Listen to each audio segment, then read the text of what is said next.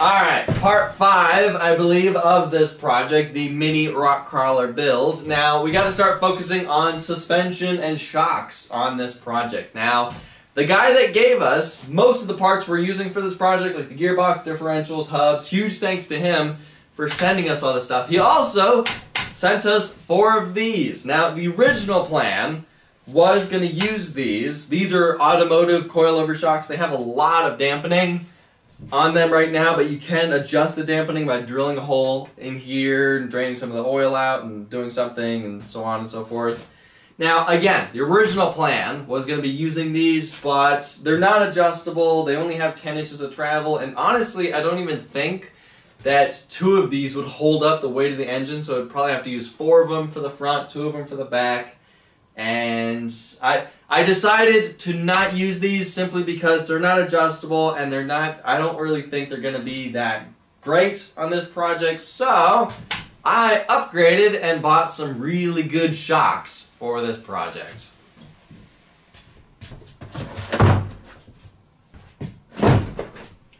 I bought some Fox Air shocks.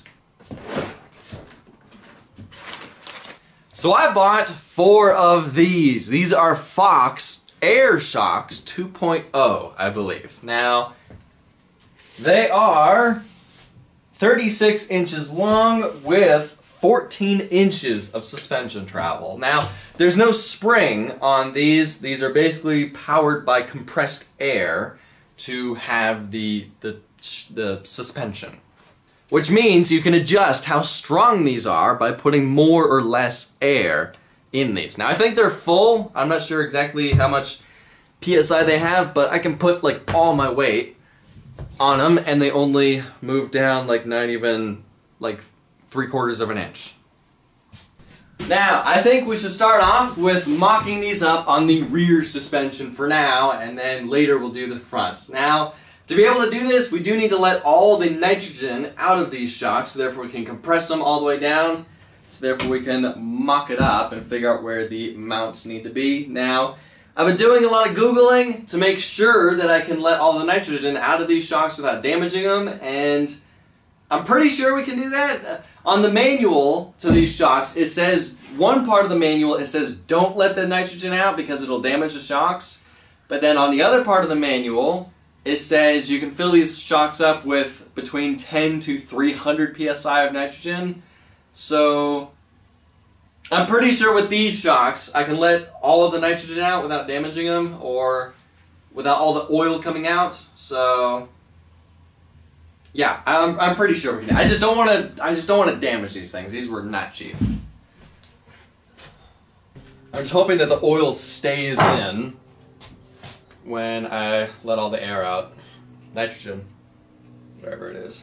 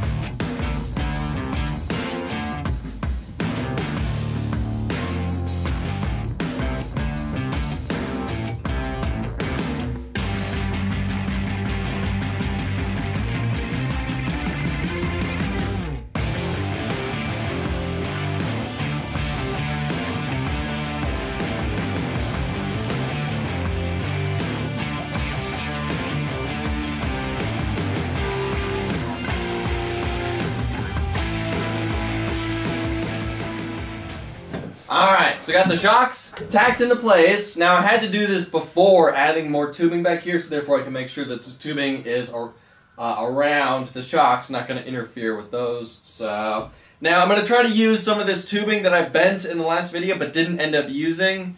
I have 2 of these. I'm going to cut them right here, bend this a little bit more, and then we're going to go from here down, over, and then back up. And then from there we're going to have 2 more pieces of tubing that's going from there right next to the gearbox, and then going underneath the seat and then back up to here, and then that's going to be where we attach the seat on the bottom.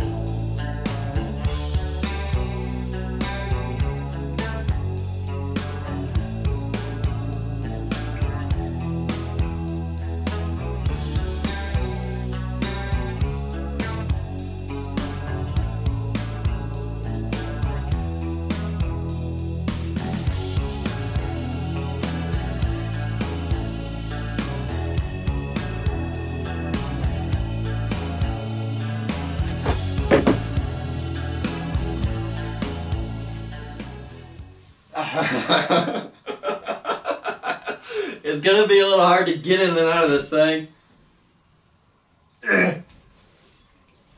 Oh wow.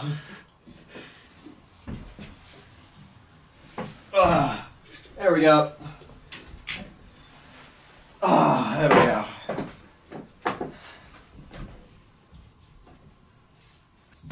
Alright, the seat is finally installed. It's a good seating position, it's pretty comfortable.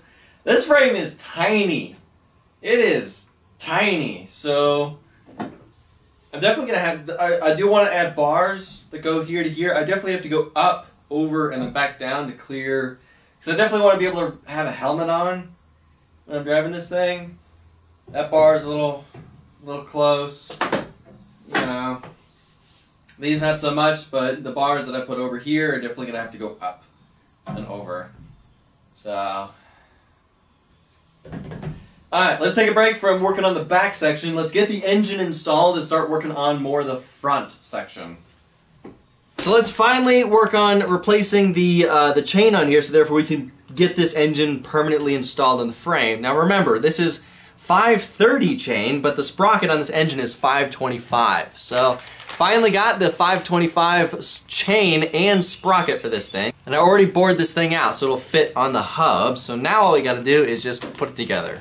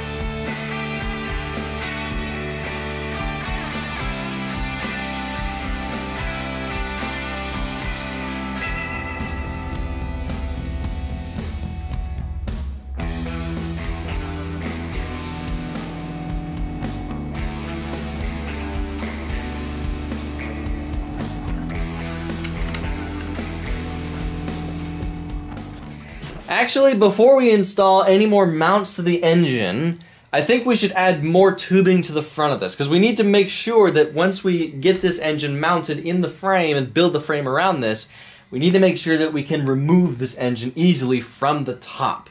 Let's actually not put any more mounts on the engine. Let's put the front shocks on here. That way we can, because we have to add more tubing to the front of this, going from here up to the front to hold the shocks somewhere around here.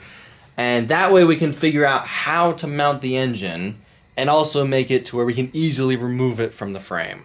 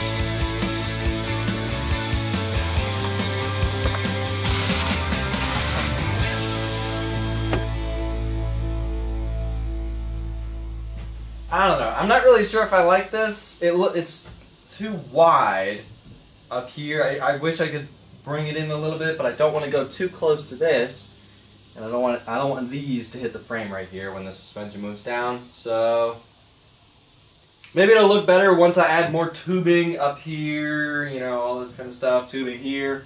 But I guess it's good. Let's leave it for now. Let's finally get this engine mounted in the frame.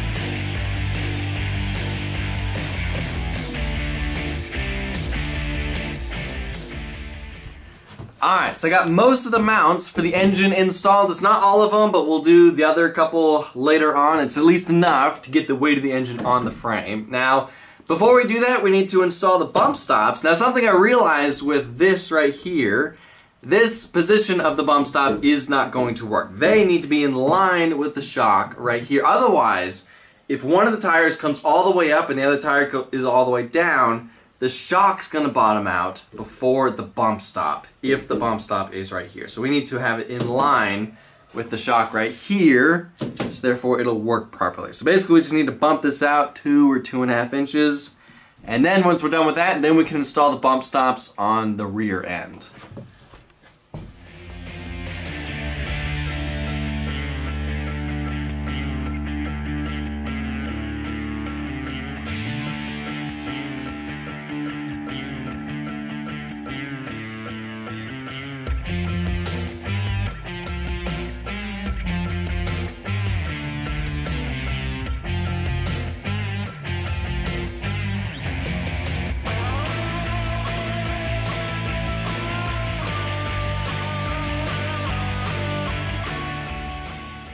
So I got this tacked into place, and I wanted to make sure that this isn't going to hit the shock because it's pretty close to it. So I lifted the front end using the chain hoist, still connected to the engine, and I lifted it up like halfway, and it was already hitting it. So yeah, I guess this isn't going to work. This is going to hit the shock when this moves up and down. So do we just move it back to where it was? I can't put this anywhere. There's no other place. I'm not putting it, or I'm not building something to put it over here, closer to this direction. I need to make sure that this shock doesn't hit this tube back here when the suspension flexes this way. So let me cut this off. Let me just rip this off if I can. Nope. Let me cut this off, and then we're gonna pick up the front end using the chain hoist, again, still connected to the engine, and flex the suspension this way and this way to make sure that this isn't gonna hit this tube back here.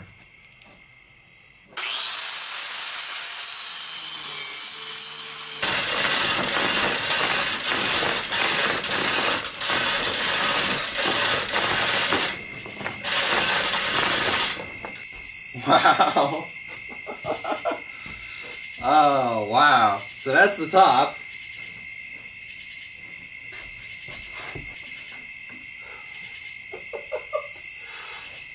Wow. This thing's definitely going to get a lot taller. This is obviously, it's not going to ride at this height, obviously. But, okay, here we go.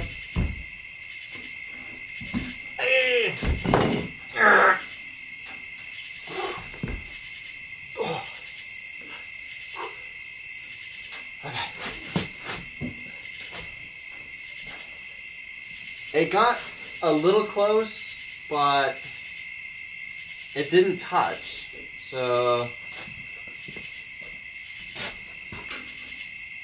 yeah, these shocks, even in the original position of the bump stop, the shock would hit it.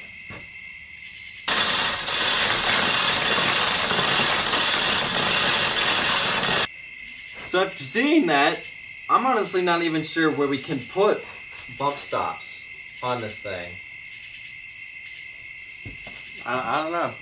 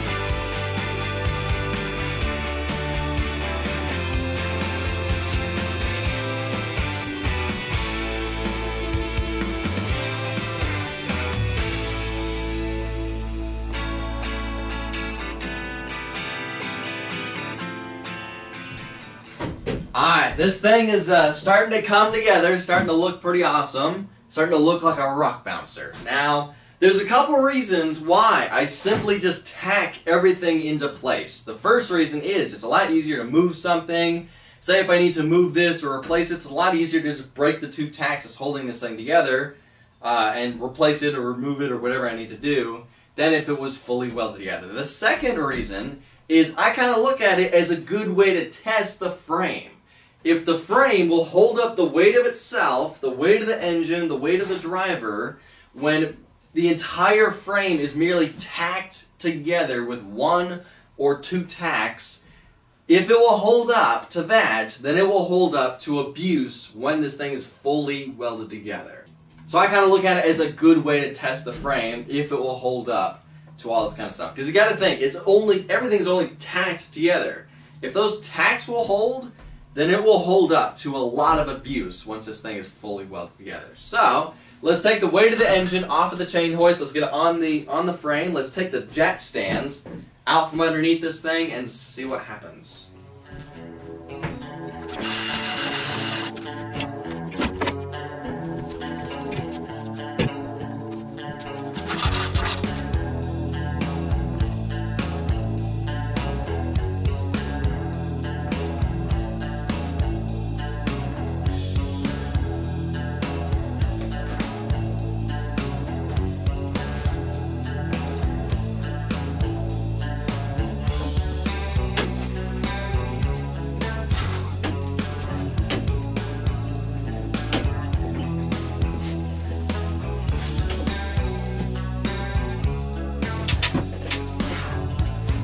Ah, that's too hard on my back. Oh.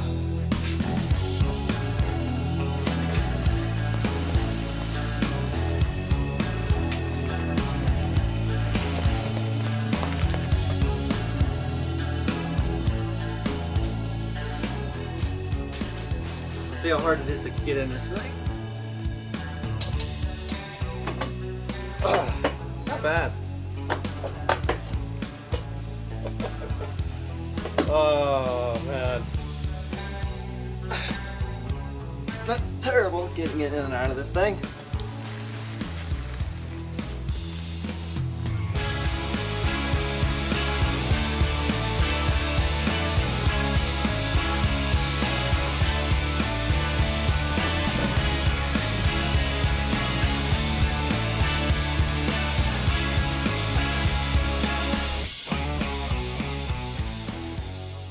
So I'm really curious to see how the suspension flexes and, you know, how much flex this thing has.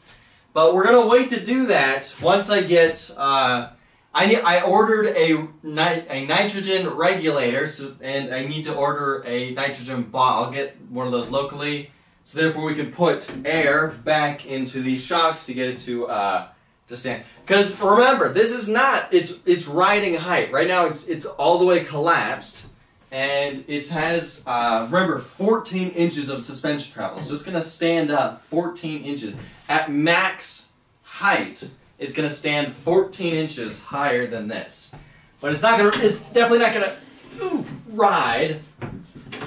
It's definitely not gonna ride at 14 inches. It's gonna ride more like something like that. So, but it has a lot of suspension travel. Look at that. It's got more, but I can't pick it up. Ah, it's heavy. Yeah. So. I still need to figure out where to put bump stops. It's going to be a little hard. It's going to be tricky in the front, trying to get it to where the bump stops work and they're not hitting the shocks or anything with full flex and tilt and all that kind of stuff.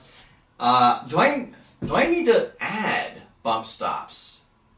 I kind of want to do it just in case, you know, just because I don't want to just rely on the shocks, because the shocks have like a big O-ring on the bottom to where it can act like a bump stop, but I don't want to rely just on that. In the next video, we'll install the bump stops on the front and on the back and work more on this thing. Right now, I'm going to actually put this thing to the side because I'm a little tired of working on this thing. I've been doing like 4 videos in a row of this project. I'm going to put this thing to the side and pull out a different project, work on something else. Next time we pull out this project, we're going to install the bump stops. Hopefully by then we'll have the nitrogen regulator here, and I'll get a nitrogen bottle locally, and then we will continue working on this thing. We got a lot more to do, but we'll pick back up this project soon. But for now, I got to end this video here. Thank y'all for watching. I'll see ya in the next video.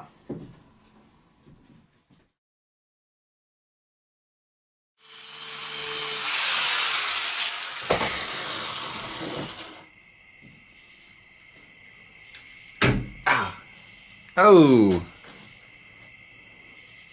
that got me. Damn. Damn, that got me. That got me deep. Holy crap. Oh, I'm dripping blood everywhere. What got me? That...